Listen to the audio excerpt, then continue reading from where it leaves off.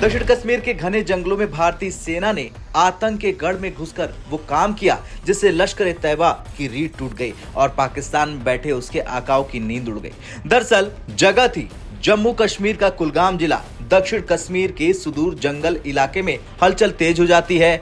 भारतीय सेना की चिनार कॉर्प्स, जम्मू कश्मीर पुलिस और सीआरपीएफ की संयुक्त टीम बिजली की रफ्तार से इलाके की घेराबंदी करती है। क्योंकि खुफिया एजेंसियों के पास पक्की खबर आ चुकी थी, लश्कर-ए-तैयबा के आतंकियों का एक समूह इस इलाके में छिपा हुआ है। योजना साफ थी कि पहले इलाके को सील करना, फिर एक एक कर आतंकियों को सफाया करना। जंगल का इलाका, ऊंचे ऊंचे देवदार, घनी झाड़ियां और बीच में छिपे काले परिंदे यानी लश्कर के हथियारबंद आतंकी। जैसे ही जवानों ने अपनी पोजीशन ली, आतंकियों ने बौखलाहट में अंधाधुंध गोलीबारी शुरू कर दी। लेकिन ये भारतीय सेना थी जो गोली खाकर नहीं, गोली मारकर और खोपड़ी खोल देती है। सुबह होते होते पहला आतंकी ढेर हो जाता है। उसके पास से AK-47 और भारी मात्रा में गोला बारूद बरामद होता है। जांच में पता चलता है कि वो लश्कर-ए-तैयबा का सक्रिय सदस्य था जो पिछले कई हमलों में शामिल रहा। लेकिन कहानी यही नहीं खत्म हुई। इंटेल के मुताबिक अभी भी 2 से 3 आतंकी जंगल में छिपे थे।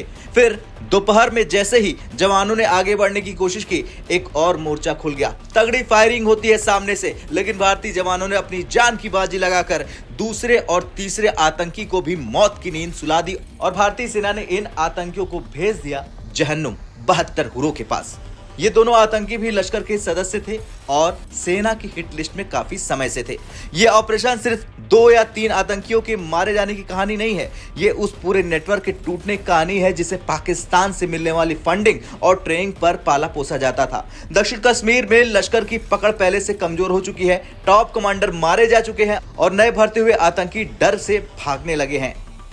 कुलगाम का यह ऑपरेशन लश्कर के लिए फाइनल वार्निंग है कि अब या तो हथियार छोड़ दो या फिर मौत को गले लगाओ। जंगल में ऑपरेशन चलाना आसान नहीं होता है क्योंकि यहाँ दिखाई कम देता है। दुश्मन कभी भी पेड़ों और झाड़ियों के पीछे से हमला कर सकता है और पोजीशन बदलना भी जवानों के लिए मुश्किल होता है। लेकिन भारतीय सेना ने ड्रोन, नाइट विजन डिवाइस और स्नाइपर का इस्तेमाल कर इलाके को चप्पे चप्पे से स्कैन किया। हर दिशा में घेराबंदी इतनी मजबूत कर दी कि आतंकी चाहकर भी भाग नहीं पाए। सेना का कहना है कि अभी तक इस इलाके में 3 आतंकी थे और उनमें लश्कर के बड़े चेहरे भी शामिल हैं।